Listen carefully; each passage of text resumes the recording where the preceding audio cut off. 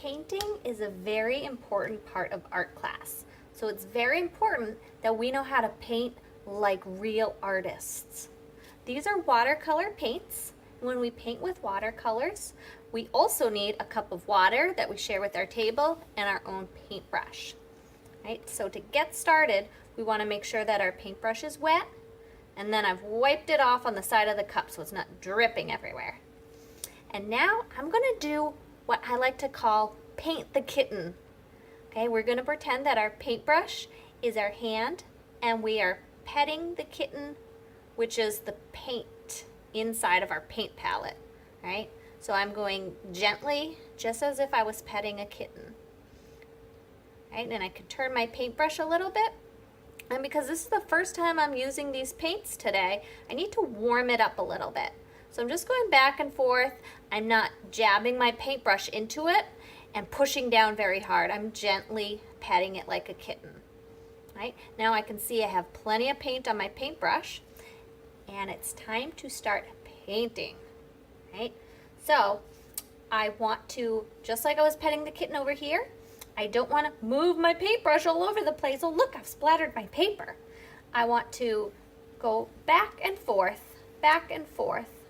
Okay, so I don't need to be quite as gentle because I'm on paper, but I do want to go back and forth instead of painting like this. Okay, look what's happened to my paintbrush. I don't want it to look like that.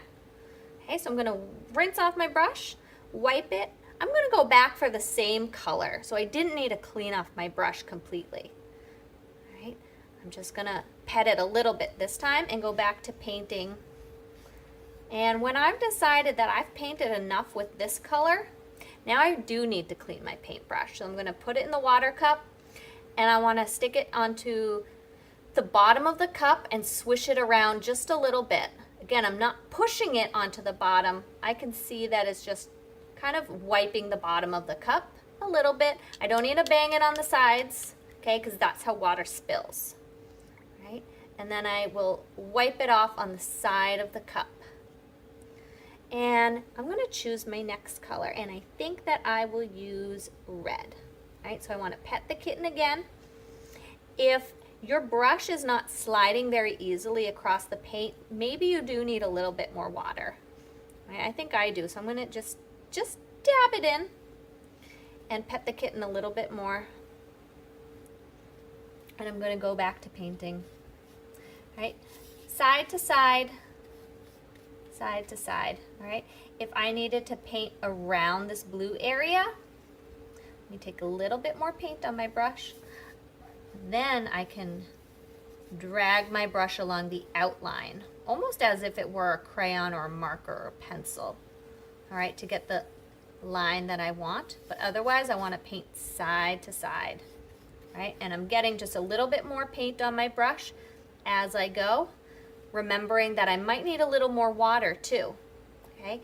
These are watercolor paints, so they should be watery. All right. Clean off my paintbrush again, and let me add just a touch more red over here. Petting the kitten, putting it onto my paper. All right, now I'm going to change colors again. And let's see, I'm going to use this fun green color. Petting the kitten gently. Okay, and I'm going to paint right next to the red. All right, a little bit more. Now, I don't know if you can see what's happening, but my red and my green are running into each other. This is called when the colors bleed together. Right? Sometimes I want that to happen, but sometimes I really don't want that to happen. The reason that's happening is because my red paint was still wet, and my green paint was definitely wet because I just put it down on the paper. So because they're both wet, they bleed together. If I don't want that to happen, I'm not going to paint next to my wet paint. This feels pretty dry over here, so I think I'll come over to this side and I'll paint next to my blue instead. This way they're not bleeding together. That's what I want, right?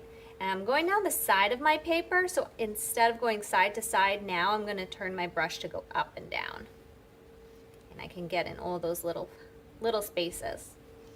So the other thing that's really fun to do with watercolors is using crayon. Okay, so if I draw with crayon onto my paper first, and I really make sure that I've pushed down hard. In fact, I'm going to make this line that I made extra thick and really push down hard.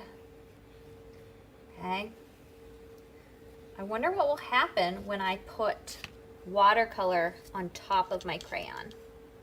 Okay, let's use this color, Petting Kitten. Okay, right on top of it. And what's really cool is that I can see my crayon lines just fine. The paint does not cover them up if I've put my crayon on thick enough. Okay, so that way we can make fun designs and also paint our paper. This is called a wax resist because our crayons are made out of wax. And what the wax is doing is it's coating the paper as if it were a raincoat. So the water doesn't stick to it, it pushes it away. Right? So those are basically what you need to know to get started with watercolor painting.